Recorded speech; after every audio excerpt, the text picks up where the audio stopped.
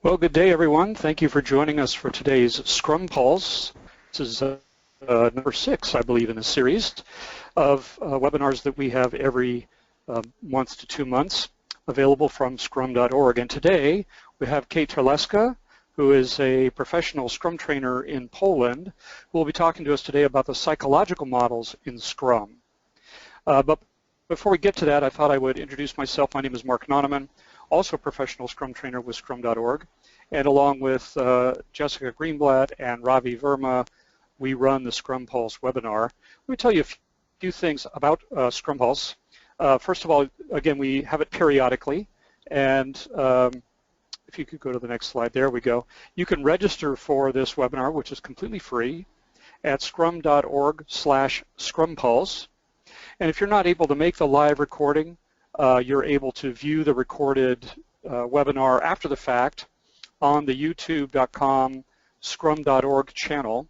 So we encourage you to view not only this recording later, but all the other webinars that are available there. Scrum.org, of course, is focused as its mission on improving the profession of software development, and in particular, increasing the focus on empiricism and agility, and the continuous delivery of value. And the main thing we're trying to do is make sure we can build trust and respect between the business and the folks developing the software in IT or whatever department that might be. So as a few comments before we begin, your microphones have been muted right now. They're going to be muted throughout the webinar.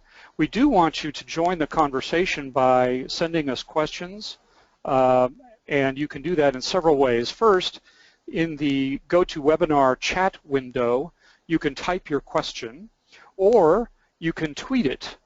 Make sure you send that tweet to @scrum.org and use the hashtag ScrumPulse, and we'll be monitoring the Twitter feed for @scrum.org so that we can add those into the list. Kate's presentation today actually has 3 different sections, and we'll pause at the end of each section in order to see what kind of questions we have and begin to further that conversation. With no further ado, let me introduce Kate Terlecka. She is fascinated by people and has been working in people businesses since 2005 and has been using and working with Agile since 2009. Kate's a programmer by education, but stopped programming to become a Scrum Master and joined the Scrum.org community in 2011. At that time, she founded Willow, an initiative and a brand that helps change the Polish IT market one company at a time. Along with a group of friends, Kate is also organizing Scrum Day conferences and supporting local communities.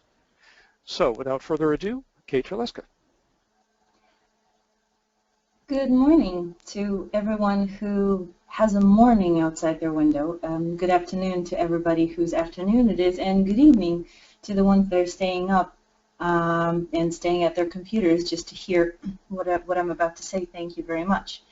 As Mark said, my name is Kate, and if you're ever in Poland, you can go ahead and reach out to me. I will be talking about basically the psychological models useful in Scrum.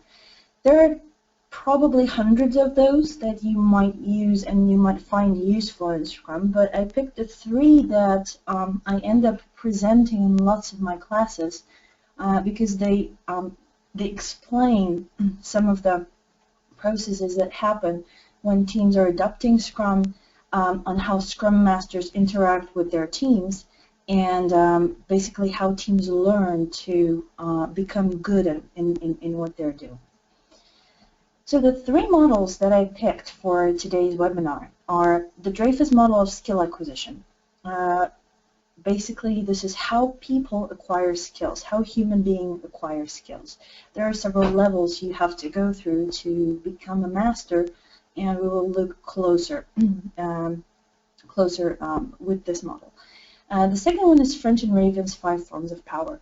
This is usually a model that creates lots of questions, lots of interesting conversation, because this touches the role of the Scrum Master to its very core. What kinds of power does a Scrum Master have over the team, and the other way around? What kind of power does teams have over their Scrum Masters? Last but not least, it's Chris Avery's responsibility process or responsibility model. It's how humans attain responsibility, how humans become responsible, or how they don't, because some people don't reach that level in certain areas of life. So let's go to the first one. Oh, and after each model, we will have a short Q&A question, so you don't have to wait until the very end of the presentation to ask about something specific to the concerning a model. So the most important thing before we start is that all models are only an approximation of reality. So there will be cases where these models won't be applicable, or they will become a little different in your observation. So please take that into account. I will probably also be talking about other approximations during the explanation of the models. So also please take that into account as well. So the Dreyfus model of skill acquisition. First, a little story. This one has been developed by the Dreyfus brothers. I have heard at least 4 stories about who the Dreyfus brothers were and how they came up with that model. I couldn't locate which one is true because different credible sources show a different story. So I'll tell you my favorite one. The Dreyfus brothers were people who were working with commercial aviation in the very beginning of commercial aviation. It was the 50s and early 60s, so the very beginning. Biggest planes then held up to 50 people. They were extremely luxurious, but also a little risky. Flying then wasn't as safe as it is right now. The system wasn't developed that much yet. So the question arose, how can you tell if a pilot knows how to fly a plane well enough not to kill these 50 people that are flying with him? So they started observing on how people obtain skills. And this is what this is the model that came out of their observations and their research. A person starts as a beginner. So imagine, just remember when you learned to drive a car, regardless whether it's a manual gearbox or an automatic gearbox, it's still very hard for someone who sits behind the wheel for the first time. A beginner is someone that concentrates on rules.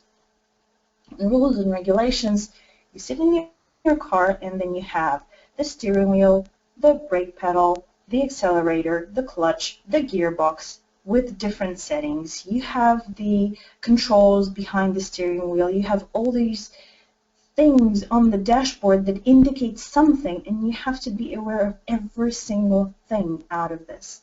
And this is only about operating the car. Then it's the car maintenance, then there's the traffic, and then there is the specifics of traffic in different places, in different countries, in different regions of the world. So there are hundreds and hundreds and probably thousands and thousands of rules. Just a person learning to drive has to learn. So a beginner clings to the rules for dear life. Especially if you're driving a car, you don't really want to die or kill anyone, right? So you will obey the rules. After some time, you go from a beginner to somebody called an advanced beginner. An advanced beginner differs quite fairly from a beginner, because when you're doing something for some time, for example, for a week, 2, 3, 4, a couple of months, you start forming habits. So probably after a month or so, you didn't even look at the gearbox to change the gear for the next one. You didn't even think about putting the blinker on when you were turning. This is because it has become a habit. If you're turning your steering wheel at an intersection, you will put your blinker on. Some people lose that ability over time, but this is another effect. So if some of your processing power is being freed because you're forming forming habits, because if you're forming a habit, you don't think about it anymore, you have a little more processing power to utilize. So how does your brain utilize it? It starts paying attention to the environment. So an advanced beginner is someone who starts perceiving the environment. If you go back and try to remember the moment when you, for the first or the second or the third time, drove outside of the parking lot, you might remember a moment when you finally perceived something. And I remember that. My teacher, my driving teacher, he always told me, watch out, there's 40 kilometers per hour speed limit here. And again, watch out, there is a 40 here. And watch out, there is a 40 here. And after probably the fifth time, I finally saw that sign with that speed limit. And this was the moment when I formed enough habits to be able to perceive road signs. That's why teachers are so important in the very beginning, to remind you of those many rules that you might be missing because your brain isn't big enough to comprehend them all at the same time, and it's natural. So after the advanced beginner, after you have quite a few habits and you know how to drive a car, you become a practitioner. So this would be probably someone who already has a driver's license, and they're driving for a month, 2, 3, maybe 6. A practitioner would be someone who has no problems getting to school or work and back in one piece. A practitioner has lots of habits, so he doesn't even think about how to operate a car. He just does it naturally. A practitioner can predict what might happen on a usual route. So he knows where a dangerous intersection is. He understands and he interacts with all the other users of the traffic. So a practitioner, just a driver. With the more advanced situations that kind of a driver has never seen before, there might be a little problem because you wouldn't know how they will react. But for just a day-to-day driving, great. Then some people surpass being a practitioner. They go into being an advanced. And an advanced is someone who doesn't only perceive the environment, he doesn't only interact with the environment and create it. Advanced can predict situations he or she has never seen before. So even if they end up in a situation where, for example, a truck is driving somehow in a weird manner, they know something might be happening, even though they can't tell what. An advanced also bends the rules. An advanced can bend the rules because they understand that bending a rule in this situation will bring something good. If it comes to a driver, an advanced will probably be able to predict where a police that is hidden and only looking for giving you a ticket is hidden, or they know where they should go under the speed limit even though the speed limit is even very low. So that would be an advanced person. The last is an expert, and an expert has superpowers. So advanced has some kind of intuition forming, while an expert, really. There's a story about a Formula 1 driver. His name was Juan Manuel Fangio. It was long, long ago. It was in the 50s or in the 60s, so long, long ago. There was a situation where Fangio was driving in a race. Because at that time, all the flammable materials on the track, and especially on pit stops and service stops, had to be somehow protected. What usually happens, a wall made out of wood or any other material was formed on both sides of the track. The one inside of the track so that all the flammable materials could be protected. On the outside of the track so that everybody watching the race could have been lifted up, boosted up, so that they can see most of the track, even with the wall inside. So he was driving in the race, and suddenly he just stopped. He started braking as hard as he can, and he stopped. When he was coming to a full stop, he noticed that right behind the curve there was an accident. 7 or 8 cars were burning. Of course, when he was braking so hard and coming to a full stop, all the other drivers behind him also stopped, not knowing what was happening, and he saved their lives. In the very beginning, when he was asked, "Okay, what the heck happened?" He couldn't tell. He said that, "Okay, I have no idea. I just stopped. My body told me to push the brakes and to stop." So what really happened was only visible after some journalists started investigating that.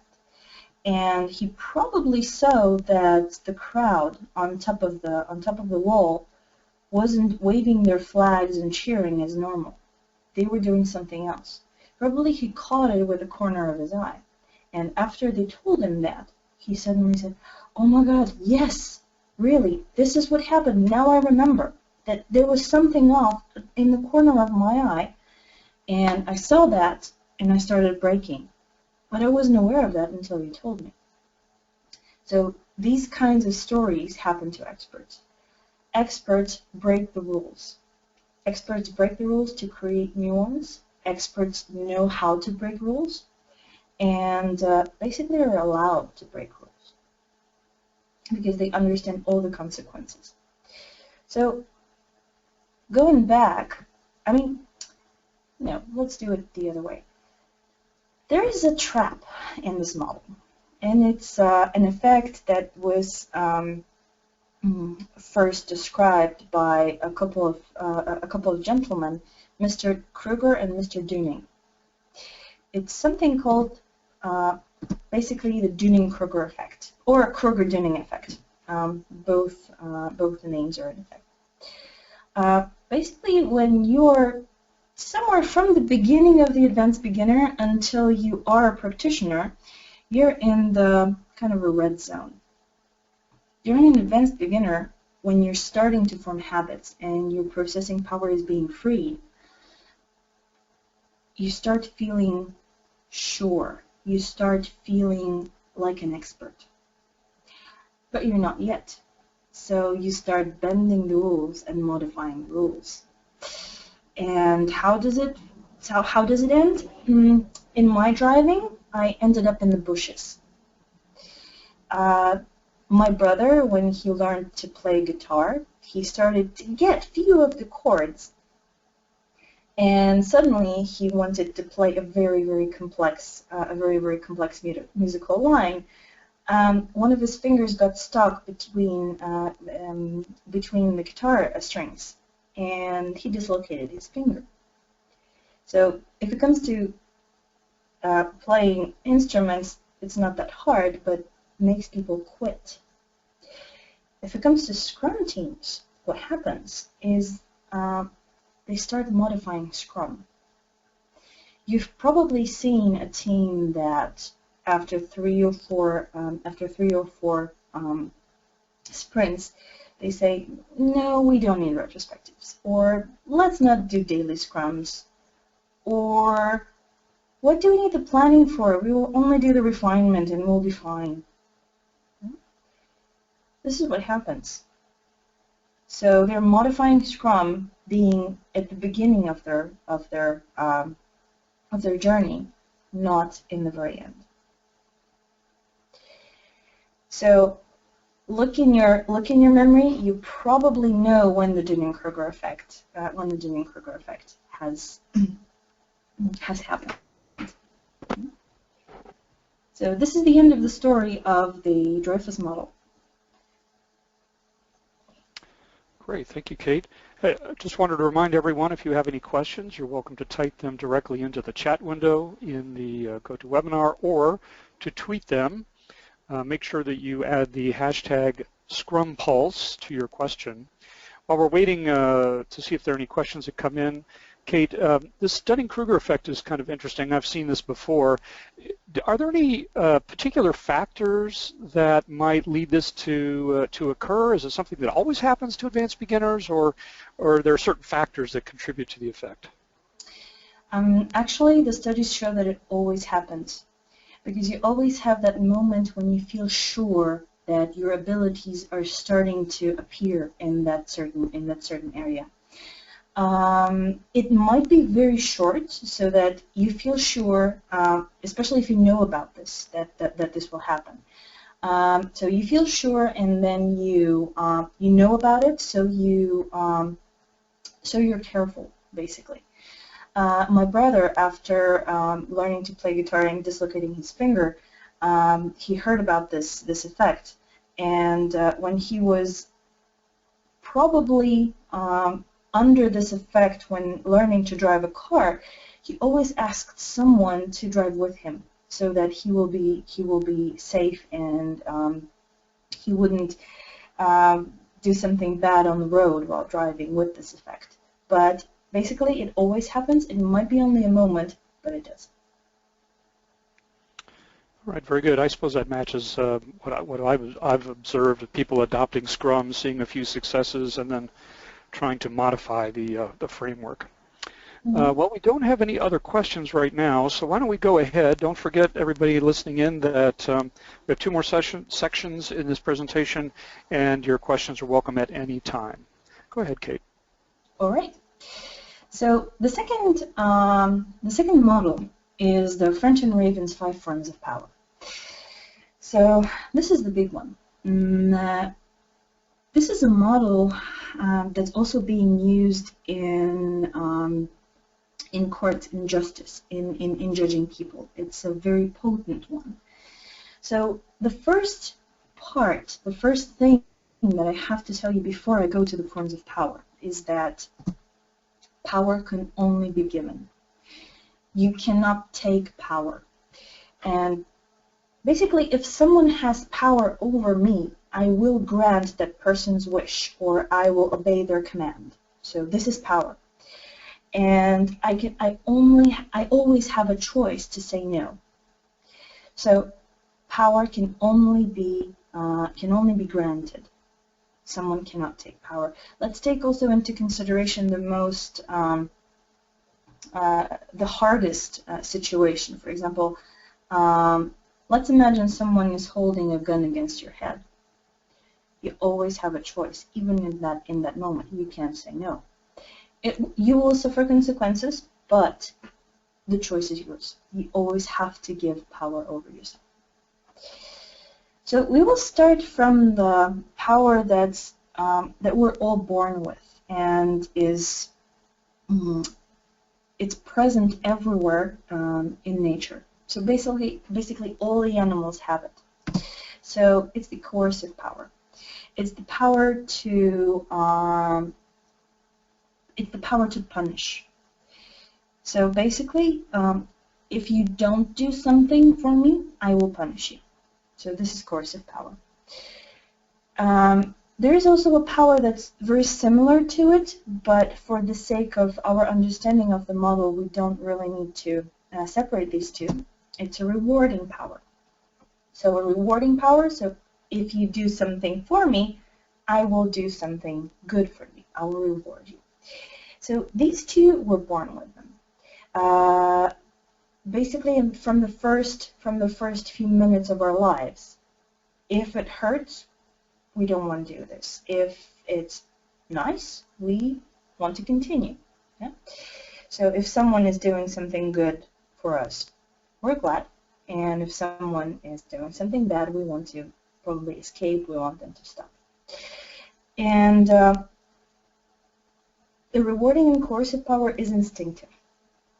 So born with it, we act on an instinct. We want to avoid punishment at any cost, and we want to get the reward at any cost.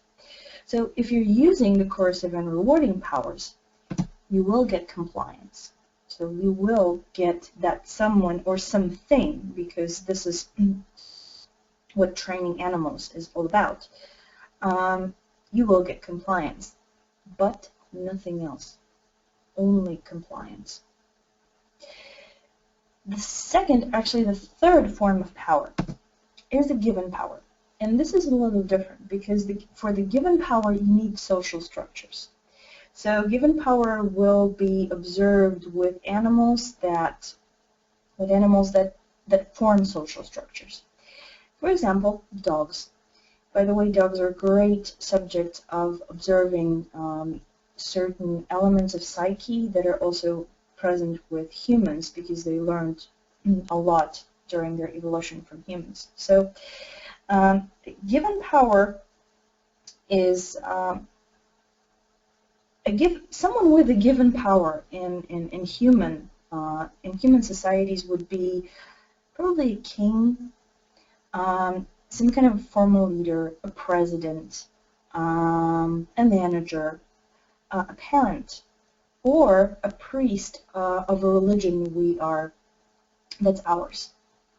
So this would be given power. Given power could also be observed with dogs and other animals. If you're familiar with the dog whisperer, Cesar Millan, remember what he did to make the dog stop his bad behavior. For the ones who don't know the dog whisperer, Cesar Millan, he is the guy that by observing dogs, he learned how they interact in their pack. So what he wanted to do is to make them submissive to the pack leader, to create a social structure, a social hierarchy with the owner of the dog. And this is exactly what happens if you exercise given power over humans as well. And how does it differ from the rewarding and coercive? The difference is very, very visible in dogs. If there was a dog that was only being trained, like you do this, you get a treat, and the second dog is the dog where his owner or his pack established a social structure. In the first case, if you leave a dog a treat and probably the treat on the table and make the owner leave the room, the treat will disappear instantly. In the second case, where there is a social structure and there is a dog, a table, and a treat, and the owner leaves the room, the dog won't touch it, won't touch the treat, if he or she knows that this treat belongs to the owner. So with given power, you will get submission. But then again, nothing else. So you will have your loyal subjects. And there are two more forms of power that are observed only with humans, and some researchers say that these forms of power would also be present with some apes, with elephants and dolphins. So the fourth form of power is the expert power. So basically, you know something or you can do something, I respect you. This would be the expert. So the expert power creates respect. So if I know you can do something, I know you're good, I know you put lots of effort into it, I definitely respect you. The power of that expert power could be very well observed with doctors. If you know that your doctor is a good doctor, you will do whatever he or she says. You will adhere to the smallest pieces of the prescriptions that he or she gave you. But if you have doubts whether this is a good doctor, you'll probably modify the therapy on your own at home when you're back. So this is the expert power. It creates respect. Then the last one is the referent power. So it's pure leadership. So this is the power that is exhibited by the people who in that group are the closest to being a leader. Someone with the big referent power would be that someone that others follow. A very important one, if it comes to referent power, also if it comes to the expert power, they are subjective. So, I mean, they're relative to, if there is a group with everybody having quite low referent power, still the one with the most will take on leadership. So that referent power, that natural leadership, would create engagement. That kind of leadership is supporting, is bringing people together, talking to them, making sure their potential is visible outside. So the referent power will create engagement.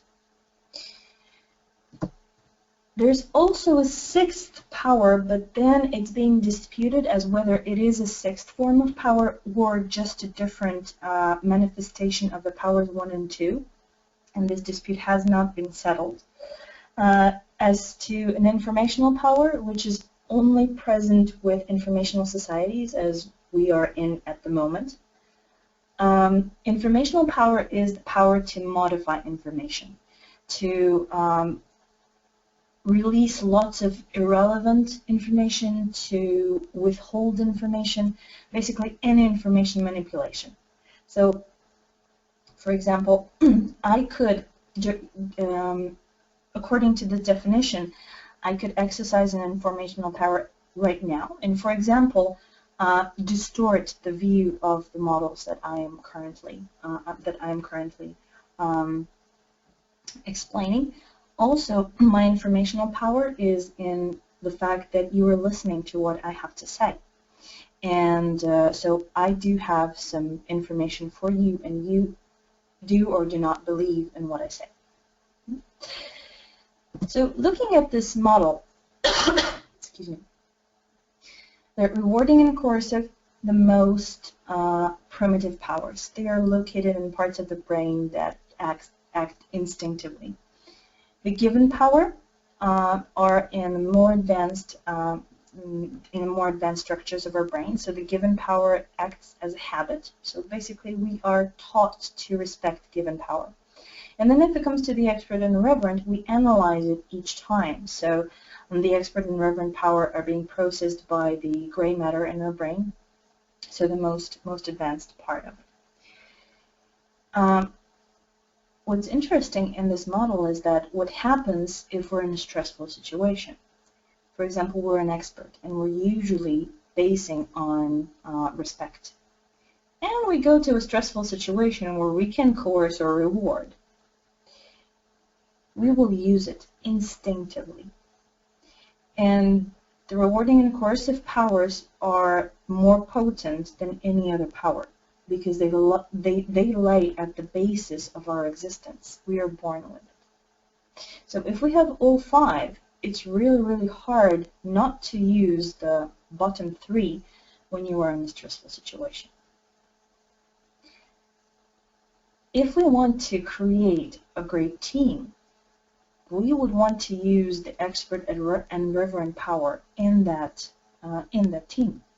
The expert and referent, they are naturally present, but then if we have someone with given, coercive, and rewarding power, they would cloud the referent and expert power that others have. You probably already noticed that a Scrum Master is someone that exhibits lots of referent power, being that supportive leader, being that servant leader, and also the expert power by being the expert in Scrum, being the expert in leading change. If it comes to given, coercive, and rewarding, he usually doesn't have it.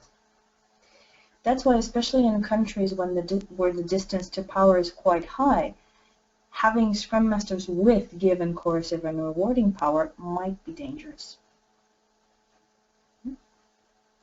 And this is the end of the story on the 5 forms of power. Thanks, Kate.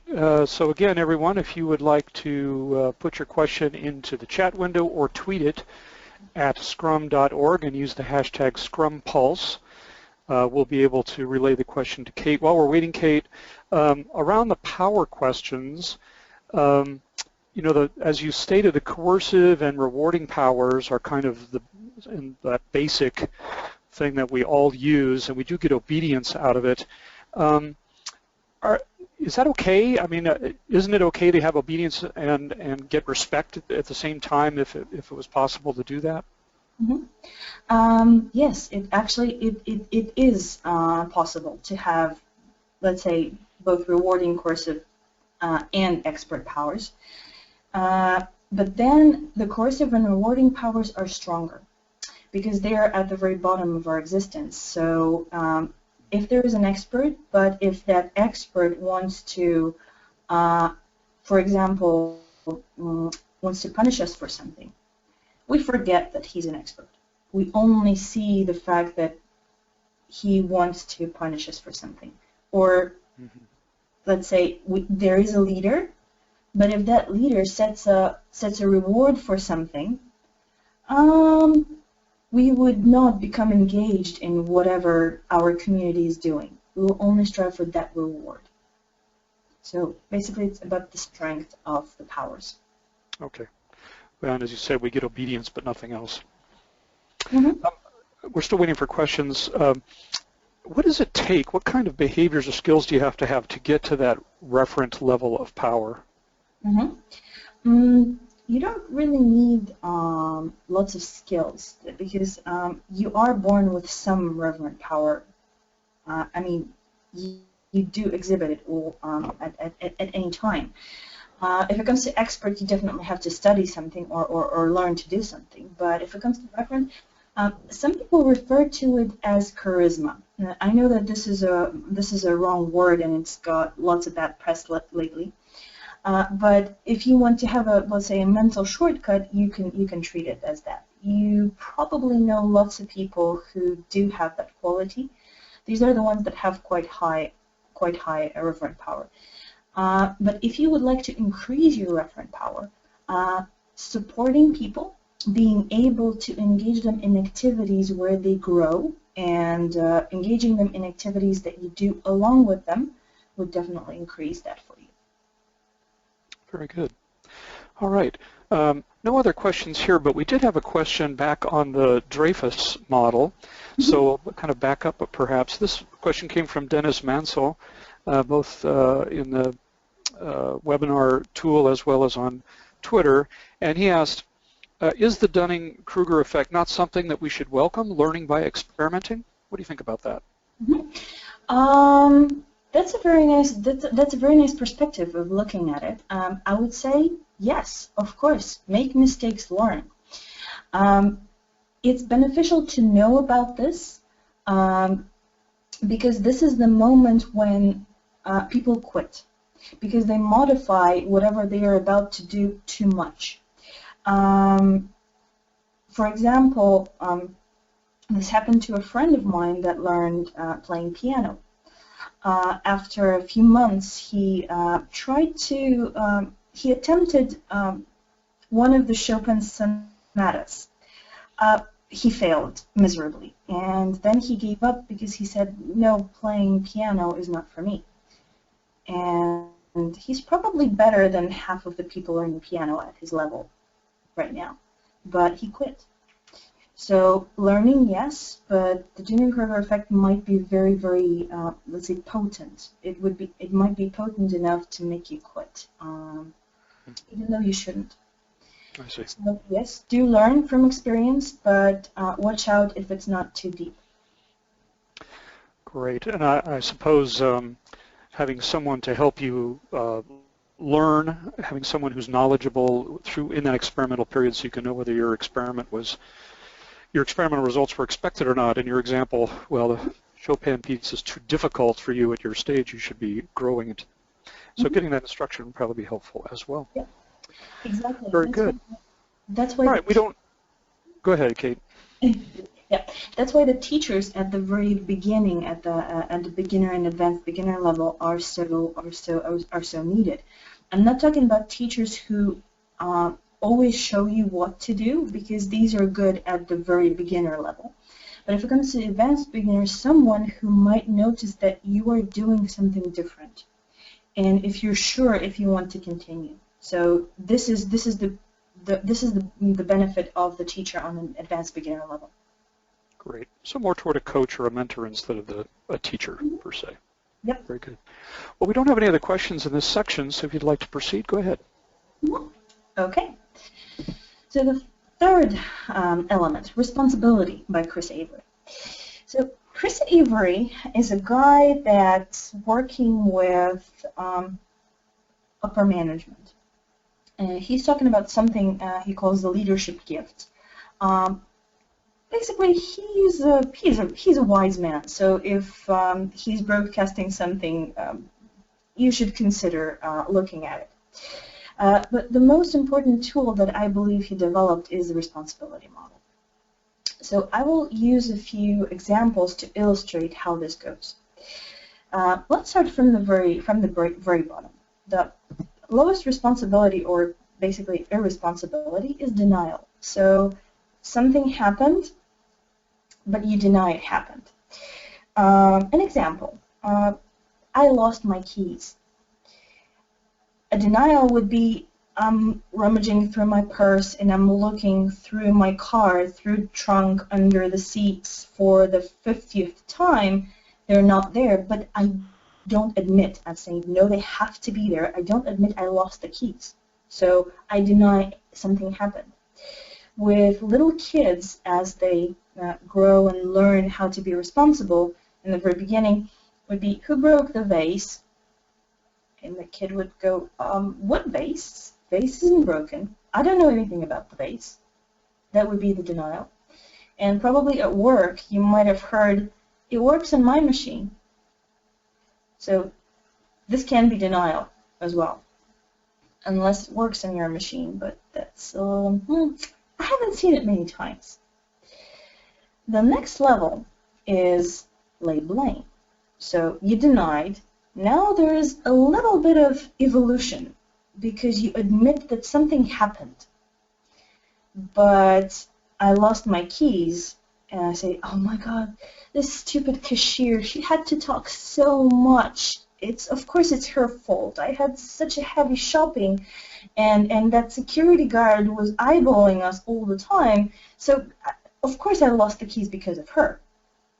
Little kids, who broke the vase? He did, or she did, or whatever that is over there. He did it. And at work, it's probably, of course it's the tester's fault. We programmed everything all right. They didn't see the bug. So that would be laying blame. So laying it far, far away from us. The next one is a little better than laying blame, because we're still admitting that something happened, but we're not looking for a person to blame. But we're blaming everything else. It's justification. So I lost the keys. It was cold and it was dark and my shopping was heavy. I had to lose those keys. So at least I'm not looking for a person to blame. Little kids would be, who broke the vase? The wind, the cat. It broke itself, or it was already like that when I saw this. So this would be justification. At work, you see, I need more RAM, or you see, it's because of that SSD drive I didn't get last month. It's all because of because of hardware. So that would be it. Or we have a wrong office, yeah, or something's wrong with our office. This is a lot of justification. After we dealt with justification, there's a huge evolutionary jump. Because after justification, we're admitting that we might have had something to do with that. It's shame. So with little kids, shame is usually invisible, because this is something that happens inside of our heads. oh my God, I'm so stupid, I lost those keys. So we're doing self-shaming. With little kids, we're trying to teach them at one point to admit that they did something. And if you admit nothing will happen, just admit it. Okay?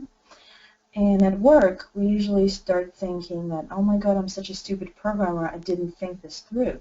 Or, oh, my design is full of flaws, it caused this, this, and that. So, shame. We're admitting that we might have had something to do with that, but we're not fixing yet. The next level is where you begin to fix it. Would be obligation. So something happened, I'm obliged to fix that. With my keys, it's okay, I lost my keys, I have to call my landlord. She's such a pain in the behind. That would be obligation, I have to. With little kids, oh my God, Mom will be so angry. I have to repair the vase or buy another one. I have to do something. At work is, oh my God, I have to fix that bug. Yeah? It's a pain. Someone or something made me do it. This is obligation. And only after obligation we go into responsibility, because responsibility is different. Responsibility is not I have to, I do, or I want to. So being responsible in the situation of losing my keys is just dialing the landlord's number and I say, Miss Janet, may I stumble upon your place in about half an hour? Looks like I lost my keys and I need a couple of spares and I'll change the locks tomorrow. Is that okay with you? At work would be something's wrong, something's off, there is a bug. All right, come on, show me. Or I'll help you fill in the bug report. Or just, come on, let's see what's wrong in your computer. So we're not the dead end. With little kids, it would be, I broke the vase, I'll take the glue and probably glue myself to the vase, but in my own try of fixing it. Or I will take a little bit of my allowance money and I will buy a vase that's as close to what Mom had before. So this is responsibility. An important part, if it comes to responsibility, is that responsibility comes from inside. So up to obligation, you can kind of install it. So if you want to have someone obligated to do something, you can do it by telling them. But responsibility is something that you have inside. So you grow up to it. You mature to being responsible. And also, in this form, you can use it with your team as a Scrum Master. So you cannot, although you cannot make people obey, let's say, or this is the wrong word, you cannot make people use this model, but you could show it to them.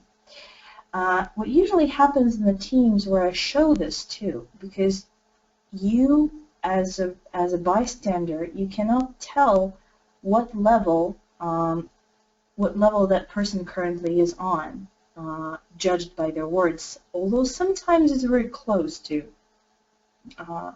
showing what level they're on.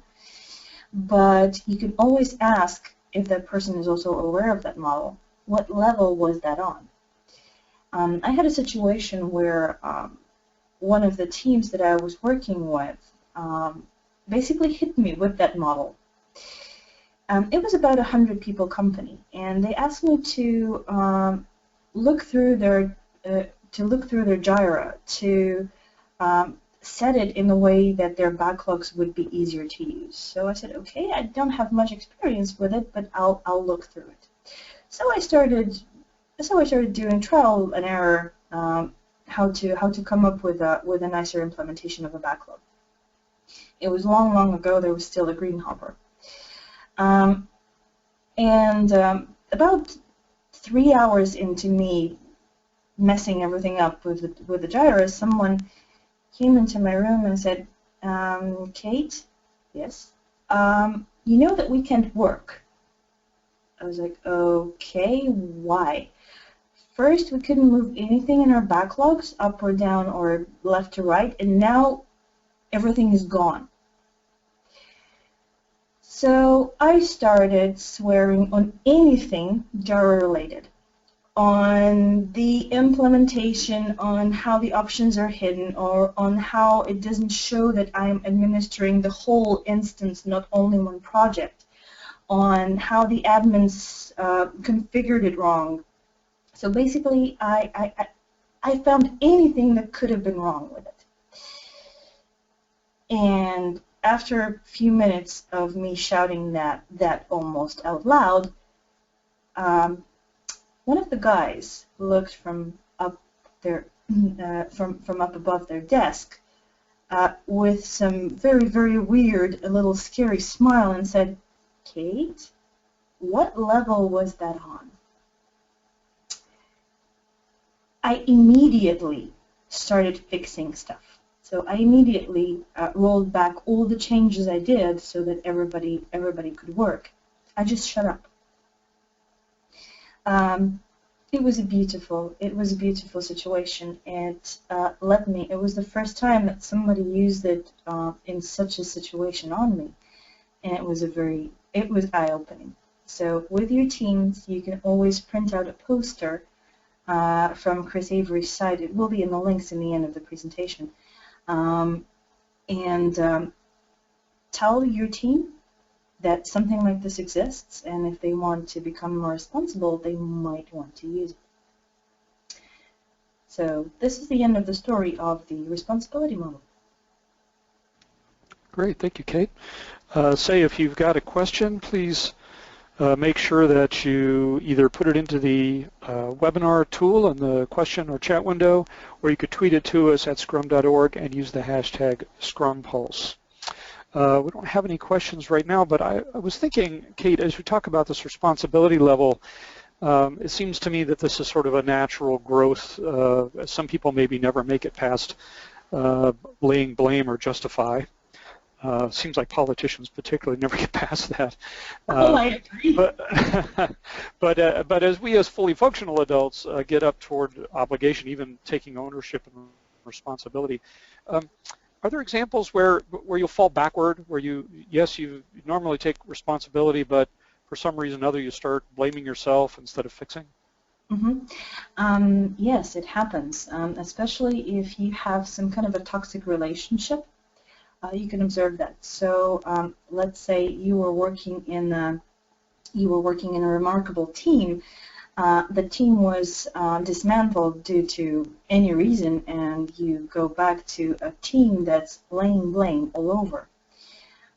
So for a moment there you struggle, but then you comply. So you start laying blame just as they do. Also, you might have noticed that if you ever had a toxic private relationship, that before, in, for example, solving problems with your partner at home, you were responsible, and after some time you started shaming yourself, or something like this. So yes, it is possible. It's also possible to be on a different level of this model in different aspects of life. So we might have someone who is regularly laying blame at work, just pushing the responsibility away, and at the same time that person is a father. And you probably couldn't imagine a situation where, for example, a 3-year-old burned their hand on something very hot, and that person would say on a denial level, "No, you didn't burn your hand," or of course it's your fault that you burned your hand, or "Oh, this is normal, 3-year-olds burn their hands," or "Oh my God, I'm such a bad father."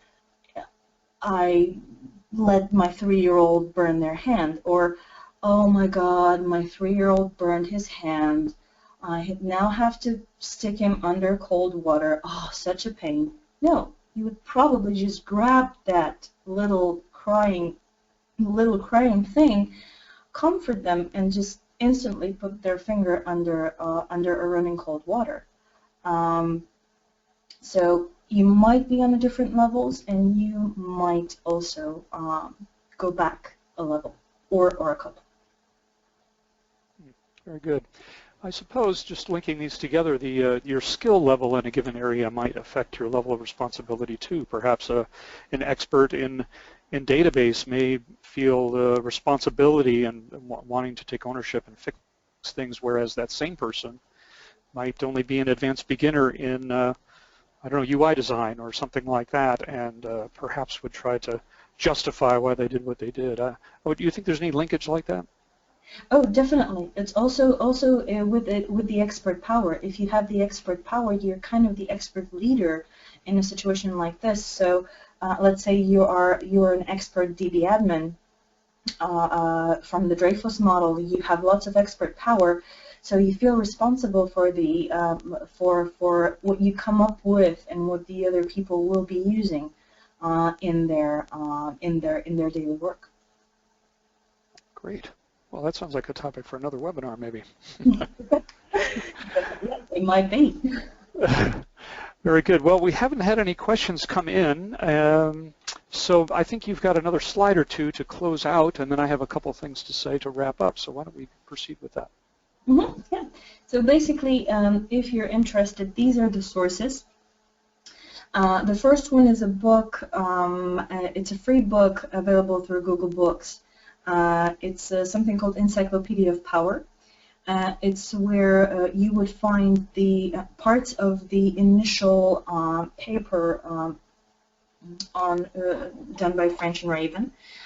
Then you have the website of Chris Avery, where you will find the responsibility levels. And the third one is the original paper by the Dreyfus brothers. But I would also, if it comes to the Dreyfus and French and Raven, the Wikipedia articles are actually quite good, and they have lots of useful information with good examples. So if you would like to understand it and go deeper in those models, I recommend also the Wikipedia articles. They're really good. But the Encyclopedia of Power, the book, is remarkable. Okay? So thank you very much.